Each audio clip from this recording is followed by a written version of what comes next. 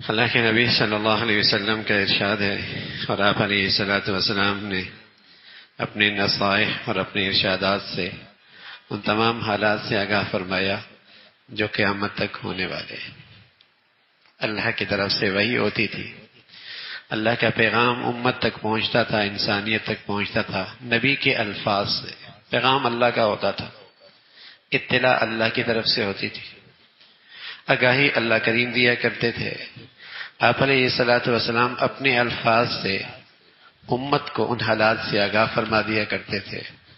اسے کہتے ہیں نبی کی حدیث، اللہ کے نبی کا ارشاد۔ تو اللہ کے نبی صلی اللہ علیہ وسلم نے قیامت تک آنے والے حالات سے امت کو، انسانیت کو آگاہ فرمایا۔ آج جو عام طور پہ دنیا میں حالات ہیں امت پر، ضربہم اللہ بالفاقہ والفقر، کہ امت ایک مصیبت میں گرفتار ہوگی کہ اس پر معاشی تنگی مسلط ہو جائے گی، اس کے معاشی حالات خراب ہو جائیں گے۔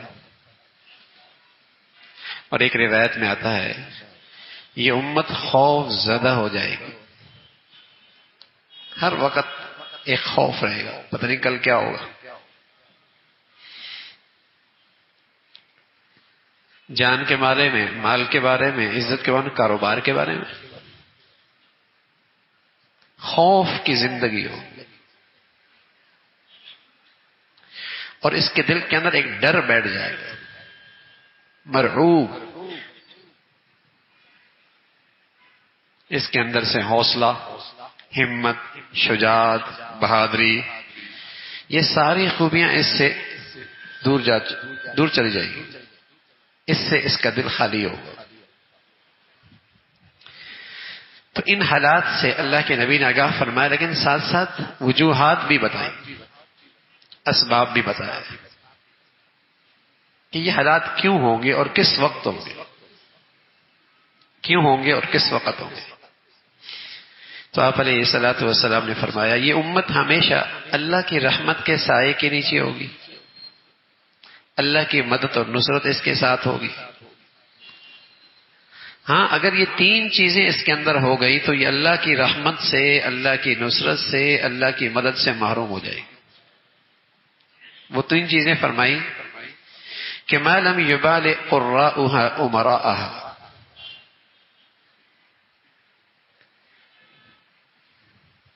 جب امراء اور حکمران ان کی پیروی اور ان کی خواہشات کی پیروی اس امت کے خواص بھی کرنے لگے گا،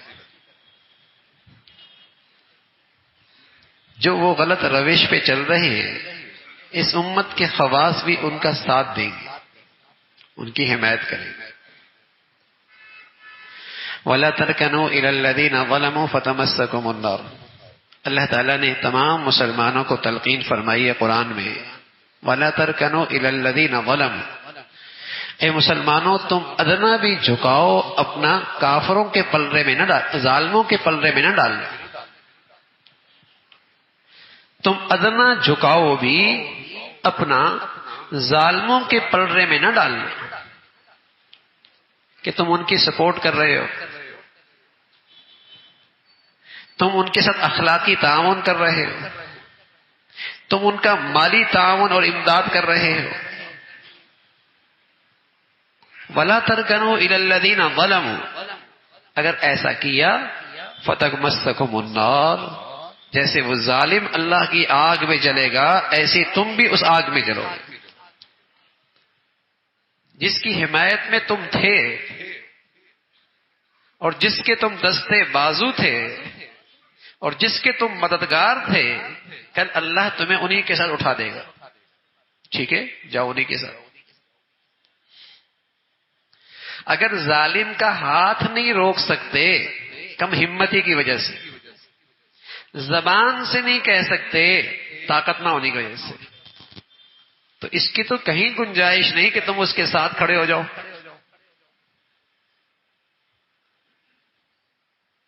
اور تم اسے معاشرے میں اور طاقتور بنا دو۔ آج کتنا مسلمانوں کے پیسہ اور دولت معاشرے کے بے دین ہاتھوں میں جاتا ہے،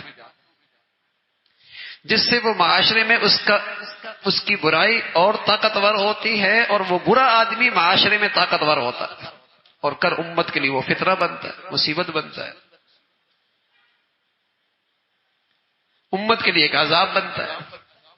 آج پوری امت کا یہ حال ہے کہ پہلے برے آدمی کی سپورٹ کی، اس کے دستے بازو بنے، اخلاقی طور پہ، مالی طور پہ اسے مضبوط کر دیا مسلمان معاشرے میں۔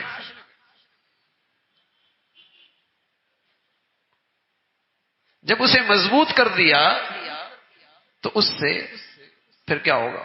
وہ جو برائی کرے گا لوگ اس کی حمایت کریں گے۔ تو حضور علیہ الصلوۃ والسلام نے فرمایا جب عام مسلمان نہیں، جب اس امت کے خواص بھی ایسا کرنے لگیں گے، یہ برائی اگر آ جائے گی اس کے اندر۔ دوسری بات، ما لم یزکی صلحاؤھا فجارھا، جب فاسق فاجر آدمیوں کو نیک لوگ ان کی تعریف کرنے لگ جائیں گے۔ یہ بھی ہو رہا ہے، ایک آدمی کھلے گناہوں میں مبتلا ہے، اور یہ نمازی اور یہ حاجی اور یہ پرہیزگار اور یہ نیک نام، یہ بھی اس کی تعریفیں کر رہا ہے۔ اس کے دل میں اللہ کے لیے غیرت نہیں ہے، اس کے دل میں اللہ کا لحاظ نہیں ہے، اسے اللہ کا لحاظ نہیں ہے، جس کے نتیجے میں یہ اللہ کے نافرمان کی سپورٹ کر رہا، کھلے عام اس کی تعریفیں کر رہا۔ یہ اتنا بڑا گناہ ہے، اس کی اتنی بڑی نحوست ہے۔ رسول اللہ صلی اللہ علیہ وسلم نے فرمایا جب آپ اس امت میں، یہ امت ہمیشہ اللہ کی رحمت کے تحت رہے گی، مدد کے ساتھ رہے گی، نصرت کے ساتھ رہے گی، لیکن جب اس امت کے خواص لوگ حکمرانوں کے دستے بازو بن جائیں گے، ان کے غلط کاریوں کی حمایت کریں گے، اور اس امت کے نیک لوگ جو بظاہر نیک ہیں، اس امت کے فاسق فاجر لوگوں کی حمایت کریں گے، تعریفیں کریں گے، ثناخو ہوں گے، تعریفیں کر رہے ہوں گے، حالانکہ وہ کھلے گناہوں میں مبتلا ہے، اللہ کا کھلا نافرمان ہے۔ ایک تو نا چھپ کے آدمی گناہ کر رہا ہے، کسی کو نظر نہیں آ رہا، وہ اس کا اللہ کا معاملہ، لیکن ایک آدمی کی کھلی زندگی گناہوں میں ہے اور یہ اس کی تعریفیں کر رہا ہے، یہ اللہ کے غضب کو دعوت دیتی، یہ اللہ کے غضب کو دعوت دیتی۔ اس سے کیا ہوتا ہے؟ معاشرے میں برے لوگ طاقتور ہوتے، اللہ کے نافرمان قوت پکڑتے، مجرم اور ظالم لوگ، بدکار اور بے حیا لوگ، چور اور ظالم لوگ معاشرے میں طاقتور ہو جاتے، سب سپورٹ کر رہے ہیں اس۔ تیسری بات فرمائی وما لم یہن خیارھا اشرارھا، جب یہ تیسری صورت بھی ہوگی کہ اس امت کے برے لوگ اچھے لوگوں کی توہین کرنے لگیں گے، ظالموں کی بجا حمایت کی جائے گی، فاسق فاجر لوگوں کی لوگ تعریفیں کریں گے، اور اس امت کے نیک لوگوں کی برے لوگ توہین کریں گے۔ فرمایا جب یہ تین چیزیں ہوں گی رفع اللہ یدہ عنہم، اللہ اس امت سے اپنی مدد اور نصرت کا ہاتھ ہٹا لیں گے۔ ثم سلط علیہم جبابرتہم فساموہم سوء العذاب، پر اللہ ان پہ ایسے ظالم لوگ مسلط کریں گے جو ہر وقت انہیں تکلیف میں رکھیں گے، جو ہر وقت انہیں تکلیف میں رکھیں گے، ان کے فیصلوں سے، ان کی حرکتوں سے، ان کے طرز عمل سے لوگ تکلیف میں رہیں گے۔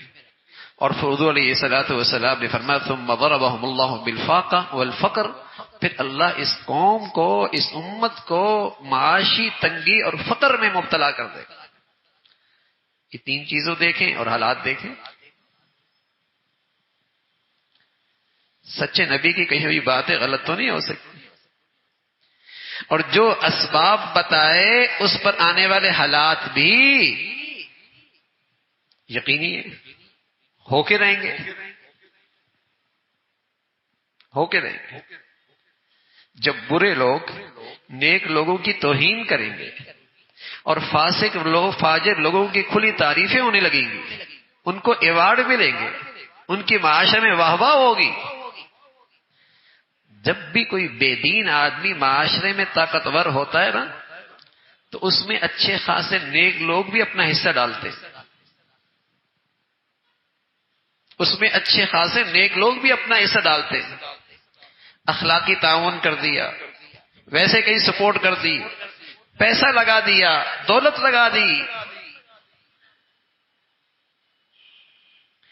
اس برے آدمی کو معاشرے میں طاقت دینے میں آکسیجن تو دیا ہے، توانائی جو دی ہے، بہت سارے نیک لوگ بھی ساتھ ہوتے، ان کی صلاحیتیں لگ رہی ہوتی، ان کے وسائل لگ رہے ہوتے، ان کا اخلاقی تعاون ہو رہا ہوتا ہے۔ یہ اللہ کے غضب کو دعوت دیتی ہے۔ رسول اللہ صلی اللہ علیہ وسلم تو فرمایا کرتے تھے، من احب للہ وابغض للہ واعطى للہ ومنع للہ فقد استقبل الایمان۔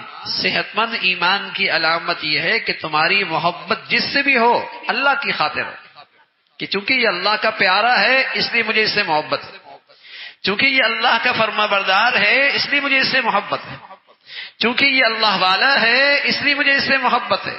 وَأَبْغَضَ لِلَّهِ، اور کسی سے آپ کو بغض بھی ہو تو یہ بغض اس کی ذات کی وجہ سے نہ ہو، اللہ کا نافرمان ہے، اس نے دین کا ستیہ ناش کر رکھا ہے۔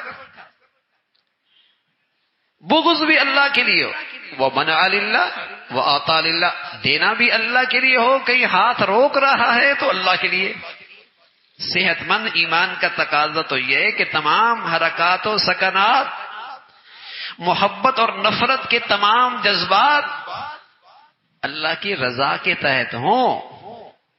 دینا اور روکنا، محبت اور نفرت ذات کی وجہ سے نہیں، برادری کی وجہ سے نہیں، پارٹی کی وجہ سے نہیں، گروہ بندی کی وجہ سے نہیں، زبان کی بنیاد پر نہیں، صوبائیت کی وجہ سے نہیں، قبیلے کی بنیاد پر نہیں، کس لیے ہو؟ اللہ کے رضا کے تحت، اللہ تعالیٰ کی رضا کے تحت ہو، کہ اللہ اس سے راضی ہے یا ناراض ہے، اللہ تعالیٰ اس سے راضی ہوگا یا ناراض ہوگا، یہ بنیاد ہو۔